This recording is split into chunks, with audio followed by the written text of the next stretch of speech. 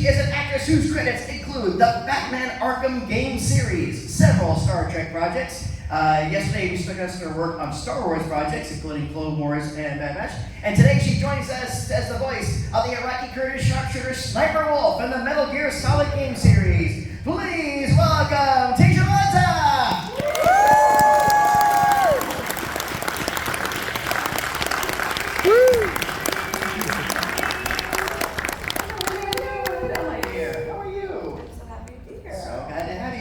And next, he is an actor, screenwriter, director, and producer with a body of work across several fandoms that include Lupin III, The Castle of Cagliostro, Spider-Man the Animated Series, Watchmen, X-Men, and X-Men 2 United as the screenwriter. Today, he joins us as the voice of Solid Snake and Big Boss of the Metal Gear Solid franchise. Guys, welcome David Hayer!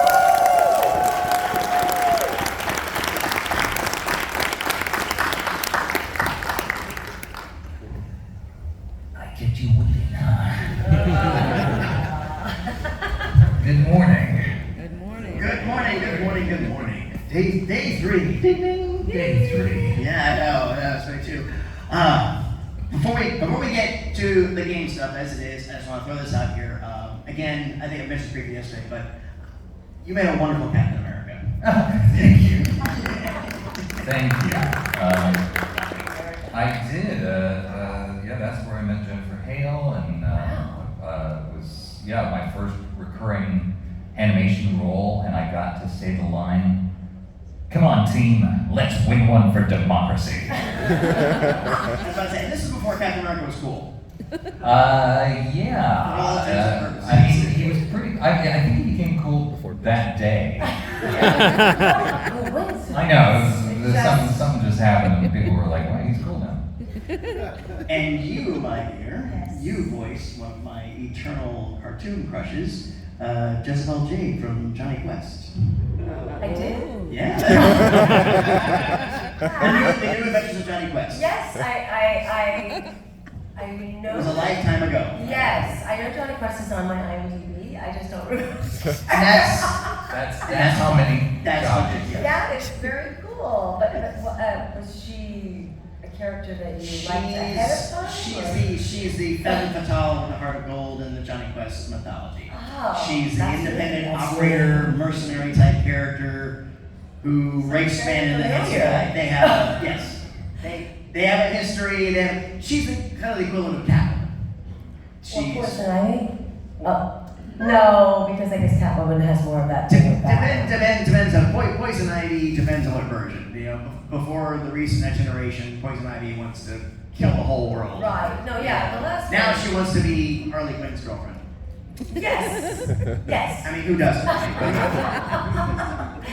Yes. Well, thank you for that. It's always wonderful because you have characters that most people know, and then, at least for me, and I'm sure David, that there's this crossover that people have been coming up saying, I didn't know you played Poison Ivy or Shaq-T or Sniper Wolf, but then there's the unusual band in terms of one of your characters that you played that you don't even remember. So it's wonderful to have this incredibly gifted career where you get to play so many fun. I was pleasantly surprised at the pop we got about Space Above and Beyond yesterday. Yeah. I thought I'd be the only one, and we have a half dozen people. All right. Yeah, that was. Did anybody see the series Space Above and Beyond?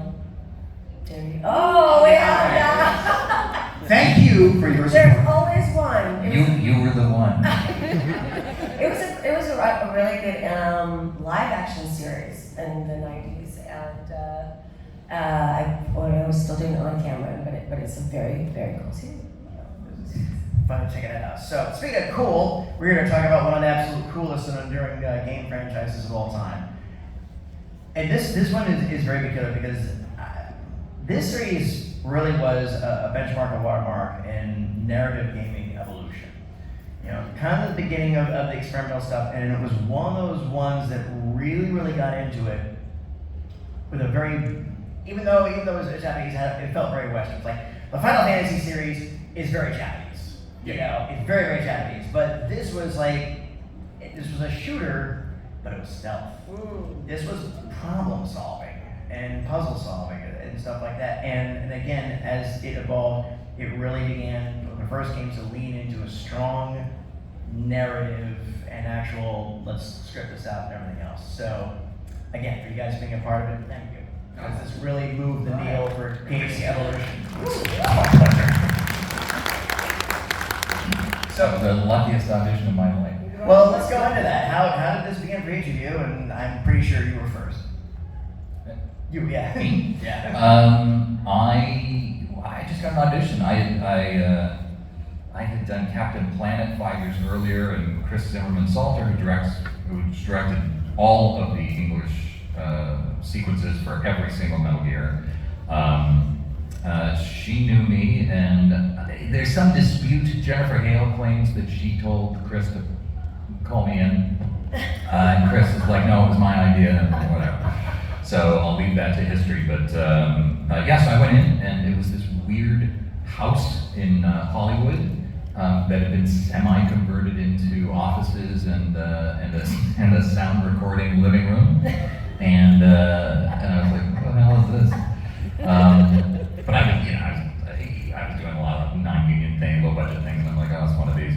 And then I got in, and they had the Yoji Shikawa artwork up on the walls, and I was like, oh, I've never seen anything like that. And then, so I just did the audition, and then I got the part and went in to record in the weird living room, which had like 5 mics set up. So we recorded it like a radio play, like we did it together, and all the actors. And then I insisted on every game since that we do it all together, that all the actors come in, because it's just so much better for the game. And on the first day, they said, oh, we want to play you a cutscene. And it was Snake shooting down the Hind D helicopter. And I was a gamer, I knew the state of games at the time, and my jaw was on the floor, and I was like, oh, this is a whole thing, people might be talking about this for the next year or so. And here we are, nearly 3 decades later, still talking about this. So it's pretty badass. Yes. The gig that keeps gigging. Yes. That never stops gigging. So that was the beginning of him, and how did you come about? Oh, they offered me the part. Oh. As they should. No. They should have. They should have. Tasia was so much bigger as a celebrity than I wasn't anything at the time. You were very much somebody, and I had been on camera acting and doing voiceover for a while, but I really enjoyed. That's one of the reasons I left on camera acting, was because I was loving being so much more able to play roles that on camera you're not allowed to play. But I was loving doing animation, particularly out of all the genres of voiceover, because it was still like I was still getting to act. So no, it was the same thing. I auditioned, and it was just one of the other things that I got. But actually, I think I remember feeling a little uncomfortable about this one because it was non-union. So the first one. So I remember seeing David. I was like, I don't know you. I was very because we're not supposed to be doing this, and I think it was my first time. And in your mutual defense, there's always been a line of demarcation between union and non-union work. It has. We talked about this yesterday with some of the anime. The wall has kind of deteriorated a bit. Now people are kind of going back and forth a little more freely. There's no longer that. Oh, if you go to that side of the fence, you can't come back. Oh, It wasn't that. You just didn't want to get fined or hassled by the union. I just didn't want to get in trouble with the union. Yeah, and it was a very, again, I rarely ever did it, so it was, I think because I knew Chris, so I had the opportunity to audition, I got it, we filmed it, or voiced it, and then I think I forgot about it for years until you said, hey, they want to redo this game, and you were the one who said it exploded, and I was really, I had never seen it or played it, and that was the beginning. But the coolest thing was I never got to see the death scene until somebody said it's on YouTube, and when I watched it, I was crying because I was like, wow, it's really sad. Because you know, when you're doing it, you're in it, but you don't get to see with the music and the effects, and it was a very powerful experience. But you were the one who really keyed me into the success of it, because then you were making sure that we all got taken care of very, very well. Because David became a huge writer between the first one and the time that we redid it, right? I did Metal Gear in '98, and then I ended up writing the movie X-Men in '99, which kind of came out of nowhere. Right, that's it for X-Men. We saw our little film. So when they came back to me and said, we need more Metal Gear, we need you to do, first was Metal Gear 2, I think, and they were like, we need you to do the game. I was like, I can't, I'm writing the Hulk, I'm writing Chronicles of Riddick, I'm just slammed, and they're like, well, we really need you, and I was like, well, it's going to be pretty expensive. Yeah. And that's how it all snowballed. I think it was really cool. I have to say, David was amazing, because when they wanted us to come back again, they wanted, you know, in animation, you get residuals for the TV, but not for games.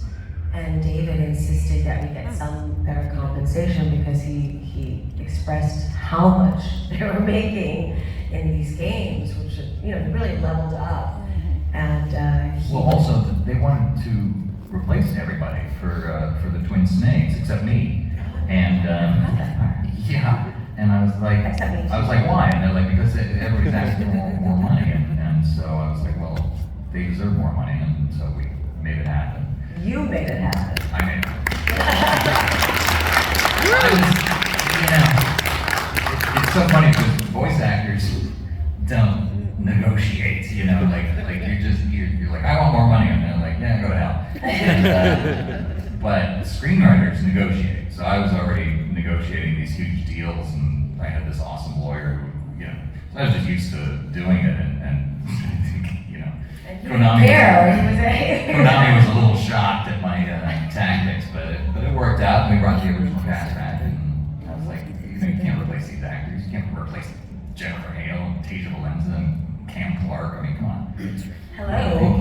And seriously, thank you for that. Not a lot of people put themselves out for that. I think of one of those situations when, in the Star Trek animated series, in the 70s Filmation, they were just going to use Shatner and Nimoy, and they were going to get replacements for everybody else, and Nimoy said, you don't get me unless you bring everybody back. Oh, that's awesome. You know, he absolutely insisted on that, and Filmation said, okay. Yeah, that's the right thing to do. Yes, we're very, very grateful to you for that.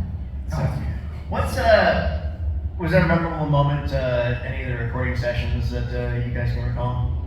Good, bad, or funny? Normally I would, but it's Sunday and Saturday. I tend to party somewhat. I mean, it was all funny. I mean, the script was very strange, and you know, there's a lot of weird things. It is that way too. Like from the outside, you think, oh, it's a shooter game, and then when you start to get into it, they're like, oh, okay. Honestly, my first discovery to it was the action figures. Oh, yeah. I know the game, and then I started seeing some of the action figures, and they just felt the uncanny valley. Just in terms of what's that big skinhead looking dude with a gargantuan heavy machine gun? And then I look at the back of the car. Oh, he's Native American. Well, oh, okay. What's his? Yeah, it was just like there was something just a little left of sideways that was just weird enough to be interesting. Well, and not weird. And then so I guess one of the funniest things in the game is the Vulcan Raven scene, and he's like, you know, we would, you know, pull each other's ears and have this thing. I'm like, you want to pull each other's ears? Like, you must be a real threat in a mug duck eating contest. I was like, what kind of game is that? What the hell is happening? Well, for me at first it was, it's always hard to do a 20-minute death scene. And do it. She's still dying. And another thing. I want to say one more thing. It's like Deadpool. One more thing. Yeah, except of course this wasn't money. It was very real. So I really had to. I remember, you know, because we were acting it together, which was really helpful because doing it that kind of thing alone is very, very challenging. But I really remember trying to feel as I was dying, but wanting to express something that meant something to me because they had this connection. And it's almost like I guess she was this lone wolf who finally got to share her vulnerability because she knew she was done anyway. So that was definitely hard to do it and to not want to parody it at some point, but I had to really commit to the experience. But I kept dying on camera all the time, so it worked out. I had like a long history of being killed. The Lazarus of entertainment. Yeah. Not to mention Poison Ivy and I know, right? Shakti. I don't know what it means, but I'm glad to be alive in real life. And that Sniper Wolf scene is one of my all-time favorite scenes in all of the Metal Gear games. Tasia just killed it, and that scene comes up all the time with the fans. So well done. And that's the other thing too is for the actors who don't game, they don't know what they've done, and so I recently did promos for Metal Gear Delta with Lori Allen, who played the boss, and she's great actor. Great actress, and just was amazing as the boss in Snake Eater. And she was like, we got to do an interview. I don't remember what we did. I don't know anything about this game. So I sent her the cutscenes. I'm like, here's everything we did. And then an hour later, she called me just weeping. She's like, oh my God, it's so beautiful. It's so sad. And she's like, I get it now. And I'm like, yeah, I know. It's like 20 years later. She was like, oh my God, what we did was cool. Yeah. So yeah, it's really fun too. Because I've been playing the game, it was my dream to play a game that I was in, so I've been playing them since the beginning, and it's really fun to bring back the actors and go, look what you did.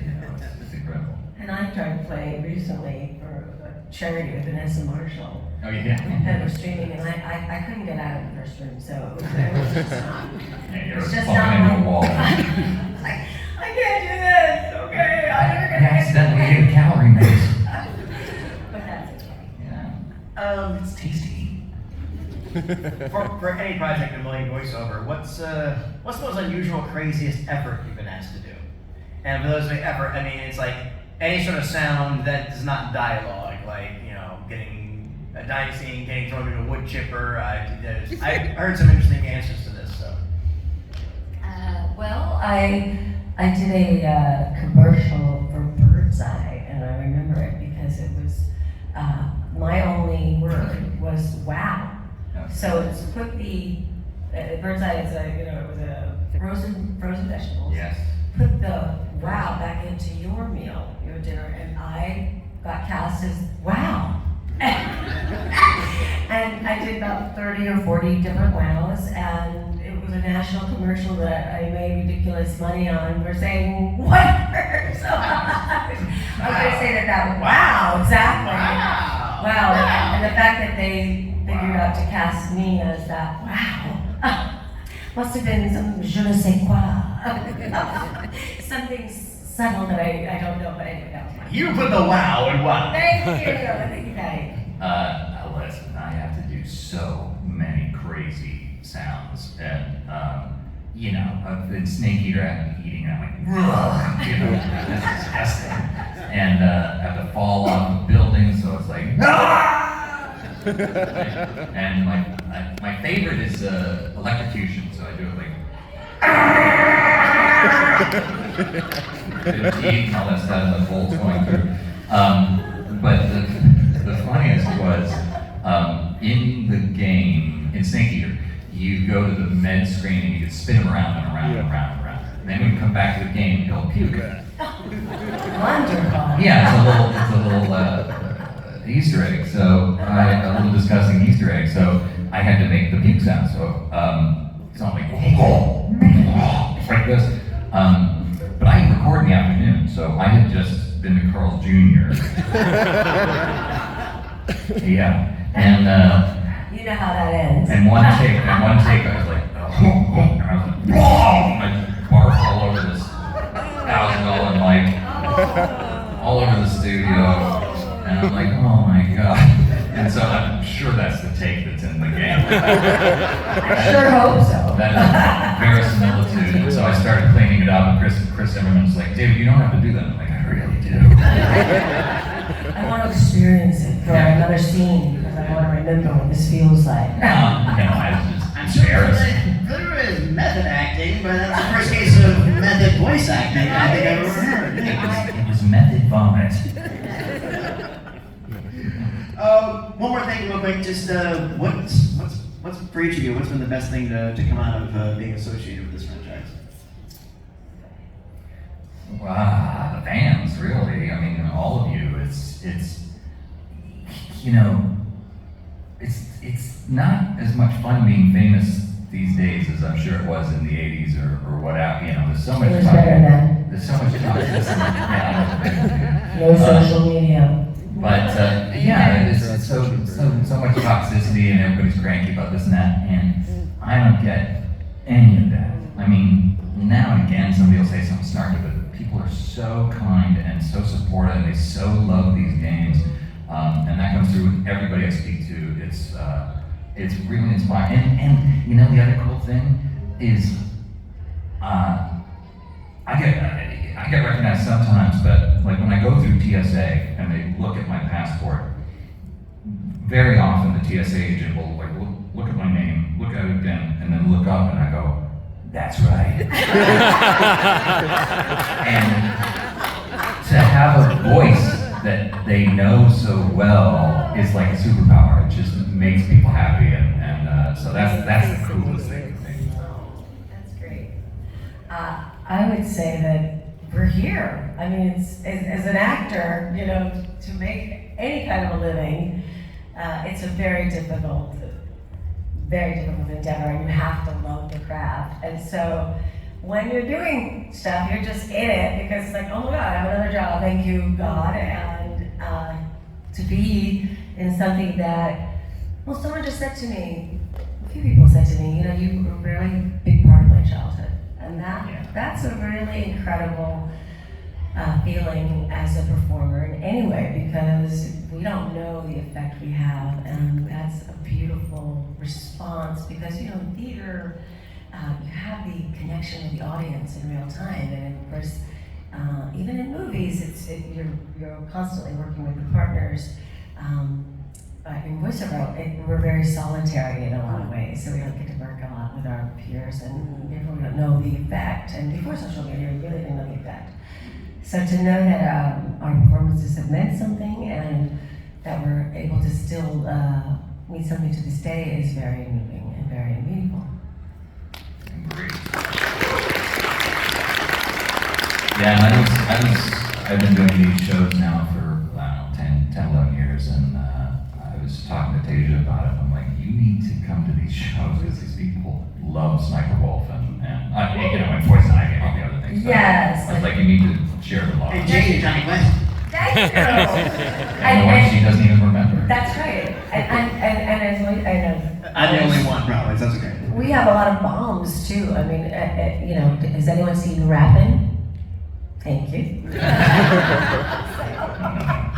Sit down. So it's great. I was a Reagan fan. That was Reagan the 2 original. Electric Boogaloo. That was the original, and Rappin' was like let's do another version. Rappin' was the knockoff. Yes. It was the Friday the 13th to that was Halloween. Yes. So, but don't tell me you saw it. I did not see it. Thank Sorry. you. I don't think it rolled over on HBO. I think it was on Showtime. Yeah. But it was considered from Siskel and Ebert one of the worst top 5 of that year. So there's no all that. If you're gonna be bad, be bad. In Scotland, I hear there's a cult following, so I did get a request for a cameo for it. So you never know. You never know. If I had bricks in my family's living room, not just me, but my parents would have gone through a million TVs watching Siskel and Ebert and said, no, that's wrong. For any of you who don't know Siskel and Ebert, they were huge, they were the critics, so if they liked something, you were in it, if they didn't, you weren't. And they were right half the time, whatever. It's all good. It's all good. All right. Thank you for indulging my capricious curiosity. I'm going to go on out and take some questions from this audience. Okay. Who thinks we got one? Alright, I think we got enough. We'll go ahead and start the line. Okay, come on up, Chief. Hey, what's your name? I'm Justin. What you got? Nice to see you again. So Hideo Kojima is a pretty eclectic guy, from his experimental storytelling to some of his silly Easter eggs. You might remember one where if you call Campbell in a locker, something happens. So I was wondering, what was your funniest, weirdest, or most interesting experience working with him? Well, the funniest part of working with him is I never did. So, Oh, you never met him? Come to the first. he came to visit, but yeah, he directs the Japanese version of the game, and then Chris Zimmerman-Salter directs the English language version. So I never worked with him at all. Like he came to visit while we were doing Metal Gear 4, and he sat in the booth, but didn't say anything. So I met him 3 times. He's very quiet, had very adorable red shoes, and that was it. So sorry, it's not a terribly satisfying answer, but I don't know the man any better than you do. I have a different question for Tasia then, if Go ahead. don't have you. So like your dying scene in the first Metal Gear Solid, you might know that Otacon had fallen in love with your character during the course of the story. Do you feel like you had any attachment to him as well as your character, or if it was like a one-sided thing? I've always wondered that. I'm gonna go with one-sided. I think When she's dying, she spoke almost exclusively the same. Otacon's like, oh, my heart is breaking. She's like, who are you? I think it was like whatever energy there was, it was between, these snipers, because she respected his prowess. But yes, so thank you for the question. Isn't yours? Yeah, that's me.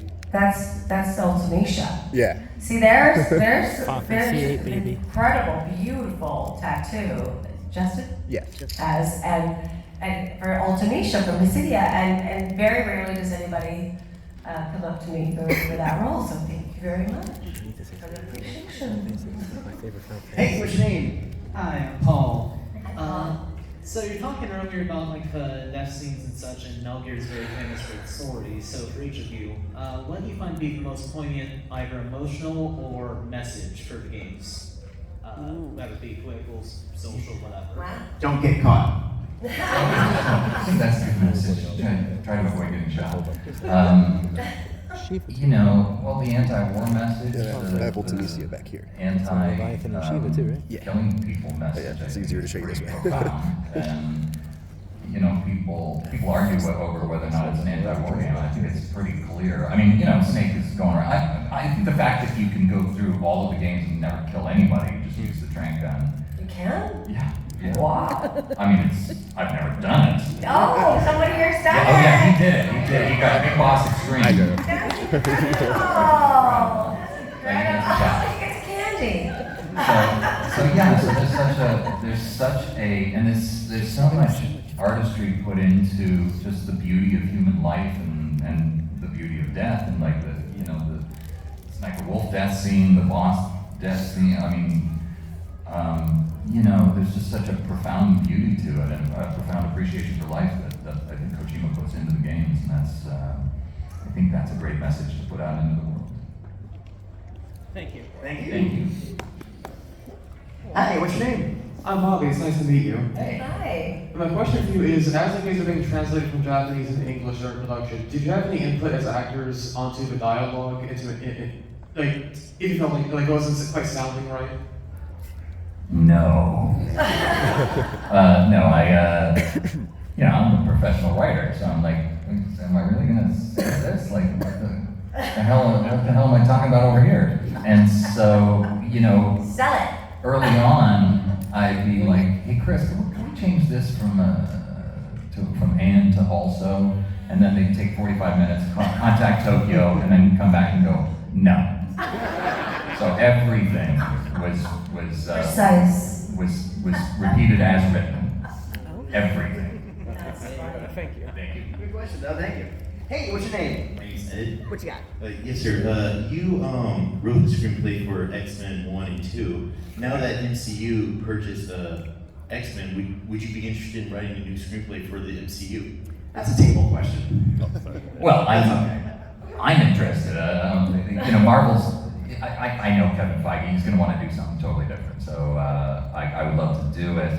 But also, I did it, and I'd rather do something new.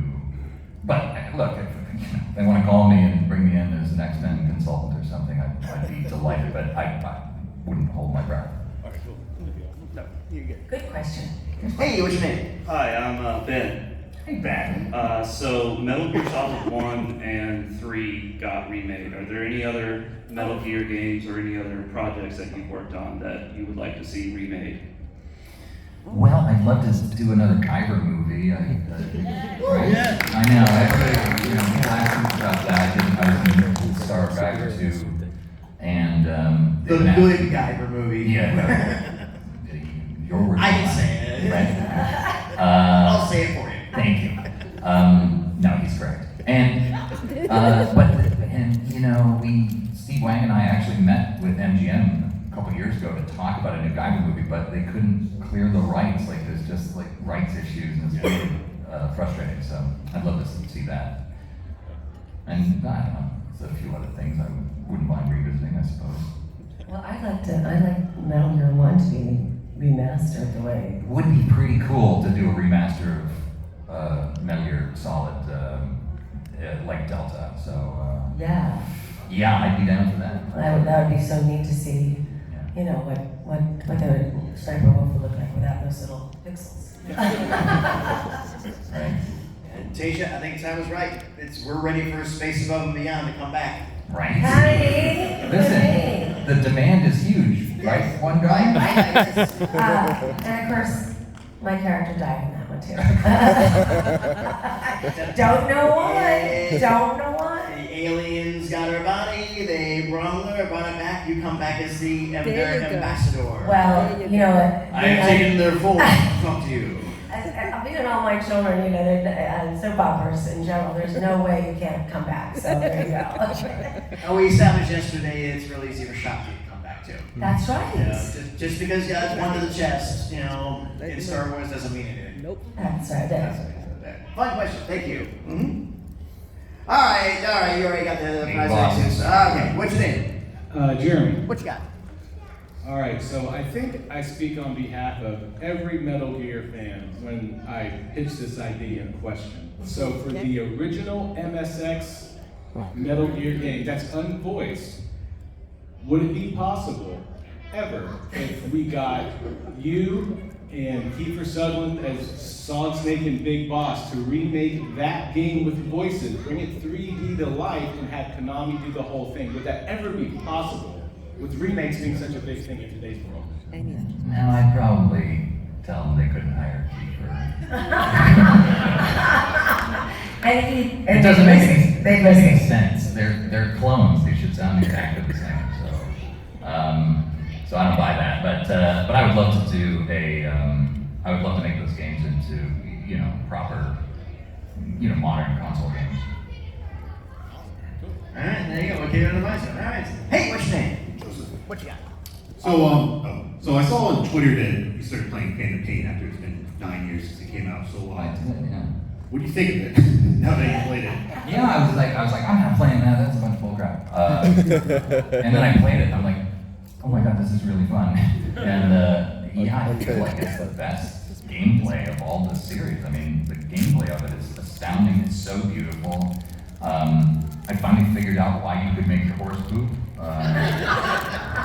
So for those of you who don't know, you can be riding your horse and you just press a button and make it poop, and you're like, what's the point of that? What Kojima madness is this? But to solve a certain mission, you have to do it. You poop in the road, and a jeep comes along and it hits the poop and it skids out and it stuns all the soldiers in the jeep, and you can't solve this one particular problem without that. So I thought that was pretty cool. And, I thought it was just absolutely gorgeous and really, really fun to play. Thank you. All right. Think we can go through all these people who do a lightning round? We get to it? Yeah. Wanna try?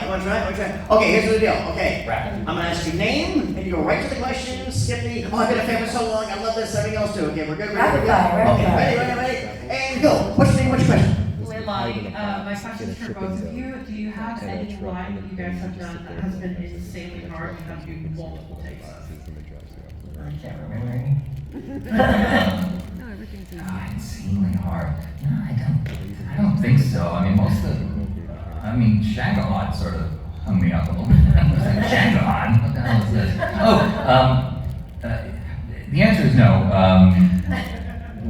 We're both pretty good, and we're just reading this, doing the lines as we encounter them the first time. So it's a pretty. You got to be fairly skilled to pull it off. But the one thing was, on the first game, I was saying I'm going after Metal Gear, and they're like, you're not saying it right. And I'm like, how else can you say it? Like Metal Gear, and they tried to explain it, and I just couldn't get it. And then Chris Zimmerman Salter goes, how would you say Richard Gere? And I was like, Richard Gere? And they were like, that's it. And I was like, okay. Did you say it different after that? Yeah, I said Metal Gear. So it's the it's emphasis on the gear. Oh. On the gear. You can't hear it? Yes, now I hear it. Metal Gear. Richard Gere. Here. Much more important than Richard. What's your name? Justin, What's your question? do you guys have a preference between the original Metal Gear Solid or Twin Snakes? Again, I guess I'll take this one, because she didn't play either of them. When we did Twin Snakes, I was like, we need to replicate this exactly. All the performances, I remembered exactly what I did. And then I didn't find out until years later there was some controversy between, some people were like, oh, Twin Snakes is so much worse, and this and that. And then I listened to it, and I'm like, oh, I sound completely different. The snake voice had gotten into my head, and it turned a lot raspier, and so I don't personally have a preference, but I just found out there are people who do, and that's fine, and that's life, man.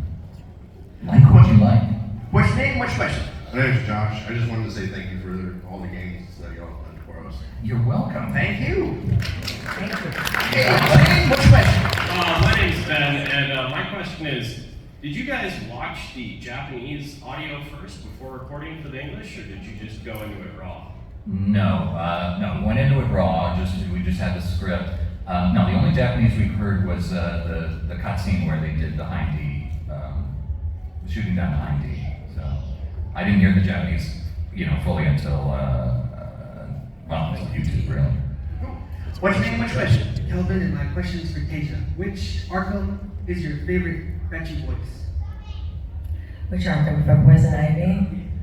Oh, well, I really loved 3, Arkham Knight, because she really ironically becomes the Shiro, sacrificing herself for the humans, but because she loves nature. So it's nice. I always like when a villain shows the dimensions, because all great villains or heroes have dimension. So it's wonderful to know that they believe in what they're doing, and she believed in it so much that she died for it. So that was very cool. Died? Did you notice she died again? I literally just replayed that scene in Arkham Knight, the end of the Poison Ivy story, and it's really beautiful. And yeah, it's just a transformational performance. Yeah. What's your name, what's your question? My name is Carlos. This is for you. You said that originally, for the Twin Snakes, you wanted the original voice actors to come back. Was this the same instance for Delta as well, the upcoming game? No, because Delta, well, I think Konami kind of learned their lesson, and they were like, stick with what works, but no, Delta is it's the original voice track, so it will look amazing, but it will sound exactly the way it did before. I've done a few cleanup lines. But they literally just use the same. Yeah, so it's all the same performances and all the same people, which I'm very grateful for. What's your name, what's your question? Hi, my name's Chris. In the very end, they state maybe this world's better without snakes. Mm. Do you find that the ending for Big Boss and Snake himself could be fitting or satisfying?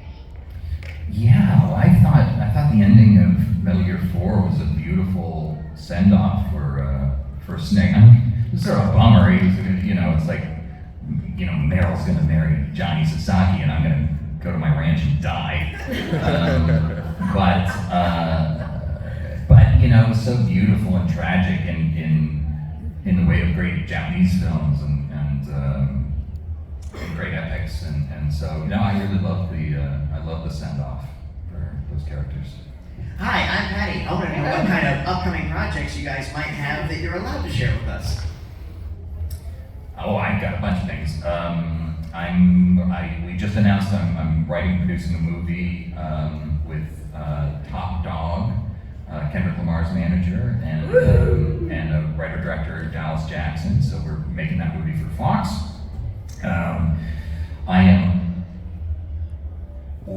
Maybe I shouldn't say that. I'm working on a video game that I can't say what it is, but as a writer for the first time. So I'll let that bounce around the internet. I'll let you know when I can talk about my character. Right.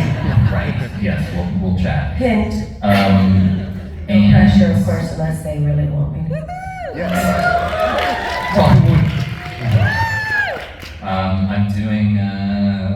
I'm still doing expansion worlds on Star Wars: The Old Republic. I have a little indie game called Metal Gear Delta coming out in August. I have another indie game that just came out called Steam Dolls with Jennifer Hale and Otacon, so Chris Randolph. So check that out. That's a cool, weird, French, awesome game. So got a few things. I have been focusing. I have some things that I can't talk about, but I gave a TED talk called "Give Great Voice," where I really wanted to share this idea that we can all channel the skills of a voiceover actor in our own lives, so we can play our personal and professional roles more successfully using our verbal communication, which I still think is very important. And I just got the opportunity to now write a book for it, and so that I'm really focused on that, as well as I do a lot of commercials and things like that. But that's my main passion project now, is to bring that. So if you haven't seen Give Great Voice, it's a really cute TED Talk, and it's only 16 minutes, and that's my goal is to inspire all of you and all the people you love to know that you have incredible power and wisdom, and that your voice is your most powerful communication tool, and please continue to use it. As #humans need humans. And one final question before we go. Would you like to take a picture with